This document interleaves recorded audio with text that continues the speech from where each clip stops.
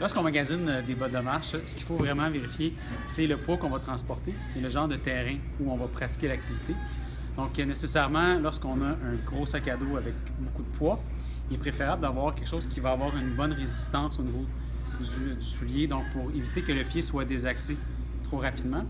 Et au même titre que lorsque le terrain est très abrupt et très en montée, on va vouloir venir quand même avoir une bonne résistance au niveau de la semelle et quelque chose d'un peu plus haut pour protéger la cheville des possibles entorses. Au lieu d'avoir l'entorse, bien, on préfère que le corps tombe plutôt que ce soit l'entorse qui se crée sur une journée de randonnée.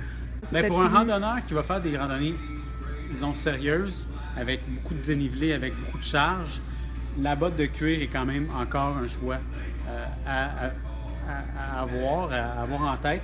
Par contre, c'est sûr que généralement, les bottes en cuir pleine fleur, avec des semelles, avec ce qu'on appelle un cambrion, donc c'est une pièce de résistance dans la semelle qui empêche la botte de tordre, va avoir une durée de vie et une rigidité plus longue sur le long terme. Donc, quelqu'un qui porte un grand sac à dos et dont le terrain et beaucoup de cailloux, beaucoup de choses. On est mieux avec ça. Exact. Mais monsieur, madame, tout le monde qui ne fait pas tant de randonnée. Bien, monsieur, madame, tout le monde qui s'en va faire, mettons, une activité comme Saint-Jacques-de-Compostelle est une destination beaucoup chez les Québécois.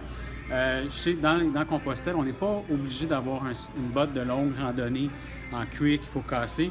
Ça nous prend quand même une botte légère. C'est des conditions qui sont aussi très chaudes. Même par moment, un soulier haut pourrait aller si la charge transportée, elle est minimum. Ouais. Mais évidemment, la botte demeure quand même un choix intéressant, sans aller vers une botte de longue randonnée, mais plus, on dit, randonnée moyenne, une courte randonnée. Parfait.